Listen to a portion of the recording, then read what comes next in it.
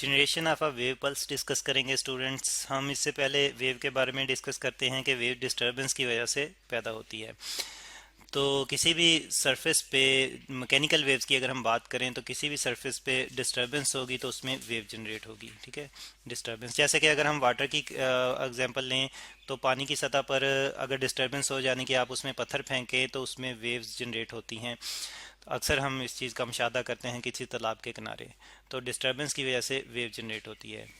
Disturbance तो wave generate होती है। अब सिर्फ एक वेव पल्स से क्या मुराद है? अगर सिंगल डिस्टरबेंस हो, ठीक है, अगर सिंगल डिस्टरबेंस हो यानी कि अगर हम सिर्फ वन डिस्टरबेंस की बात करें, सिर्फ एक डिस्टरबेंस, सिंगल आइसोलेटेड डिस्टरबेंस हो, तो जो वेव जनरेट होगी वो सिर्फ एक ही पल्स होगा। ठीक है, तो तब जो वेव जनरेट होगी वो एक सिंगल वेव पल्स होगा। तो अब इसको मज़ीद समझते हैं हम एक वीडियो की मदद से कि किस तरह से एक सिंगल डिस्टरबेंस की मदद से एक सिंगल वेव पल्स जनरेट होता है और फिर वो किस तरह से ट्रैवल करता है, किस तरह से जो है वो उसकी जो है मूवमेंट होती है। यहाँ पे हम दोनों तरह की वेव्स को जनरेट करके देखेंगे कि किस तरह से जो है वो डिस्टरबेंस होती है। पहले हम लॉन्गिट्यूडनल वेव की बात करते हैं तो देखें हमने एक डिस्टरबेंस क्रिएट किया। ठीक है, तो हमें वेव ट्रेवल करती हुई नज़र आ रही है कंप्रेशन और रिफ्लेक्शन की फॉर्म में। ठीक है, तो एक ही डिस्टरबेंस हमने क्रिएट किया तो एक ही वेव पल्स जनरेट हो रहा है और वो मूव करता हुआ हमें नज़र आ रहा है। तो अच्छा, मज़ीद इसको देखते हैं। अच्छा, अगले अगले दफ़ा हम डिस्टरबेंस करेंगे तो एक वेव पल्स और हमें ट्रेवल करता हुआ नज़र आएगा। ठीक है, तो ये लॉन्गिट्यूडनल वेव में हमने देखा कि एक वेव पल्स हम किस तरह से जनरेट कर सकते हैं, सिर्फ एक अगर हम जो है वो डिस्टरबेंस क्रिएट करें। और हमारे पास मटेरियल कौन सा है? हमारे पास स्प्रिंग है, यहाँ पे इलास्टिक स्प्रिंग है जो जिसमें हम डिस्टरबेंस क्रिएट कर रहे हैं। और लॉन्गिट्यूडनल वेव की बात करें तो हम देख रहे हैं कि स्प्रिंग के पार्टिकल भी उसी डायरेक्शन में ऑसिलेट कर रहे हैं जिस डायरेक्शन में वेव जा रही है। सही, अब हम ज़रा ट्रांसवर्स वेव के केस में देखते हैं कि ट्रांसवर्स केस में क्या होगा। तो ट्रांसवर्स में हम मीडियम पार्टिकल हम जानते हैं कि वर्टिकली ऑसिलेट करते हैं, परपेंडिकुलरली ऑसिलेट करते हैं। तो यहाँ पे आप देख रहे हैं कि हमने एक जनरेट की, एक डिस्टरबेंस दी तो एक वेव जनरेट हुई और फिर एक और डिस्टरबेंस दी तो एक ही वेव पल्स जनरेट हुआ। ठीक है, तो एक डिस्टरबेंस देने से सिर्फ एक वेव पल्स जो है वो जनरेट होता है। और यहाँ पे हमने देखा कि अब पार्टिकल यानी कि स्प्रिंग के पार्टिकल जो हैं ये वर्टिकली ऑसिलेट कर रहे हैं, परपेंडिकुलरली ऑसिलेट कर रहे हैं। वेव की मोशन जो है वो हमें राइट डायरेक्शन में नज़र आ रही है, जबकि पार्टिकल स्प्रिंग के जो हैं वो अप डाउन ऑसिलेट कर रहे हैं, ये ऑसिलेट कर रहे हैं। तो इसमें जो अप कंडीशन होती है इसको हम क्रेस्ट बोलते हैं, और डाउनवर्ड डायरेक्शन में यहाँ पे जो हमें नज़र आ रही है ट्रफ प्रोड्यूस होता है।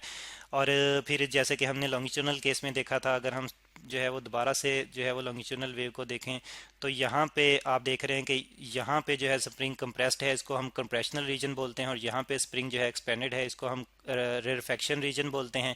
तो इस तरह से दो तरह के रीजन जो है हमें नज़र आते हैं, in case of longitudinal wave भी और in case of transverse wave भी। अब इस कंप्लीट मोशन को जो है वो हम किस तरह से डिफाइन कर सकते हैं मैथमेटिकली?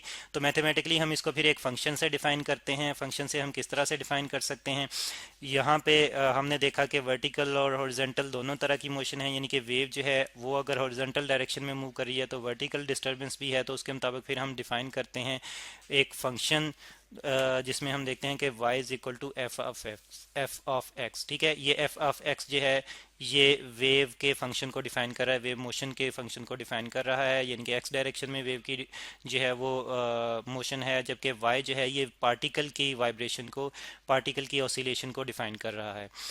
तो लेकिन हमने देखा कि टाइम के लिहाज से जो है वो शेप चेंज होती जा रही है, टाइम के लिहाज से शेप चेंज होती जाती है वेव की। तो इसका मतलब यह है कि ये वेव फंक्शन जिसकी हम बात कर रहे हैं जो कि वेव मोशन को डिस्क्राइब कर रहा है, यहाँ पे हम लिख लेते हैं वेव फंक्शन।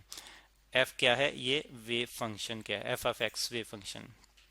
तो ये वेव फंक्शन अभी कंप्लीट नहीं है, क्योंकि हमने सिर्फ जो है ये सिर्फ एक जगह पे वेव की जो फॉर्म बताएगा। देखें, अगर हम इसको इस तरह से समझ सकते हैं, अगर हम यहाँ पे एक ट्रांसवर्स वेव जो है वो रिप्रेजेंट करें, ठीक है, यहाँ पे एक ट्रांसवर्स वेव जो है इस तरह से ट्रेवल करती हुई जा रही है। अब किसी भी एक जगह पे अगर हम शेप देखना चाहें, किसी भी एक जगह पे मोशन देखना चाहें वेव की, तो वो तो हमें इस फंक्शन से नज़र आ जाएगी। लेकिन टाइम के लिहाज से इसमें वेरिएशन आ रही है, तो टाइम के लिहाज से जो है वो हम किस तरह से फिर रिप्रेजेंट कर सकते हैं इस फंक्शन को? तो और ताकि कंप्लीट हमें समझ में आए वेव की मोशन, तो फिर टाइम के लिहाज से यही वेव फंक्शन जो है हम रिप्रेजेंट करते हैं y is equal to F of X into T, जबकि F of X into T जो है अब ये कंप्लीट वेव फंक्शन है जो कि टाइम और टाइम में भी और स्पेस के लिहाज से भी, यानी कि कोऑर्डिनेट सिस्टम के लिहाज से भी डिफाइन कर रहा है वेव की मोशन को। तो इस तरह से हम देखते हैं कि एक वेव पल्स जनरेट होता है डिस्टर्बेंस की वजह से, एक सिंगल डिस्टर्बेंस की वजह से, और फिर उस डिस्टर्बेंस को अगर हम चेक करना चाहें कि किस तरह का जो है वो वेव पल्स जनरेट हुआ है, तो उसको हम वेव फंक्शन की मदद से जो देख सकते हैं, और टाइम के लिहाज से उसमें वेरिएशन जो आ रही है वो भी हम देख सकते हैं। और फिर हमने बात की थी कि मुख्तलिफ पार्ट्स जो हैं वो यहाँ पे नज़र आते हैं हमें वेव में। ट्रांसवर्स वेव की बात करें तो हमें जो ऊपर वाला पार्ट है अपवर्ड डायरेक्शन में जो पार्टिकल ऑसिलेट कर रहे होते हैं, तो यहाँ पे जो पार्ट बन रहा होता है इसको हम क्रेस्ट बोलते हैं, ठीक है। और जो डाउनवर्ड डायरेक्शन में जो ऑसिलेशन हो रही होती है पार्टिकल्स की, इसको हम ट्रफ बोलते हैं, ट्रफ। और अगर हम बात करें कंप्रेशनल लॉन्गिट्यूडनल वेव की, तो लॉन्गिट्यूडनल वेव में हम देखते हैं कि यही रीजन कुछ इस किस्म के जनरेट होते हैं कि कहीं पे तो जैसे कि हमने स्प्रिंग के केस में देखा था कि कहीं पे पार्टिकल मीडियम जो हैं वो काफ़ी एक दूसरे से दूर दूर होते हैं, और कहीं पे वो एक दूसरे के जो है वो करीब करीब होते हैं। एक रीजन ऐसा आता है कि वो एक दूसरे के करीब करीब होते हैं, और एक रीजन में वो एक दूसरे से दूर दूर होते हैं। दो तरह के रीजन प्रोड्यूस होते हैं। और इसमें ये वाला रीजन जो है, एक ये पहले वाला जो पार्ट है, इसको हम जो है वो रिफ्रैक्शन बोलते हैं, ठीक है। एक्सपेंशन भी बोलते हैं या रिफ्रैक्शन बोलते हैं, रिफ्रैक्शन, FACTION, रिफ्रैक्शन। और जो यहाँ पे ये वाला पार्ट है इसको हम कंप्रेशन बोलते हैं, ठीक है, कंप्रेशन, कंप्रेशन। और हम जानते हैं कि साउंड वेव्स जो हैं कुछ इसी तरह से ट्रेवल करती हैं, कंप्रेशन। तो जिसमें रिफ्रैक्शन और कंप्रेशन प्रोड्यूस होते हैं, इसमें हम देखते हैं कि पार्टिकल ऑफ मीडियम उसी डायरेक्शन में ऑसिलेट करते हैं, इसी डायरेक्शन में पार्टिकल ऑफ मीडियम वाइब्रेट करेंगे, यानी कि इस तरह से ऑसिलेट करेंगे, और इसी डायरेक्शन में वेव की मोशन होगी। जबकि हमने ट्रांसवर्स वेव के केस में देखा कि पार्टिकल ऑफ मीडियम तो जो है वो अप डाउन ऑसिलेट करते हैं, जबकि वेव जो है वो राइट या लेफ्ट ट्रेवल करेगी, ठीक है। यहाँ पे अगर हम राइट डायरेक्शन में, जैसे कि हमने देखा था, राइट डायरेक्शन डिफाइन करें तो वेव इस डायरेक्शन में ट्रेवल करेगी।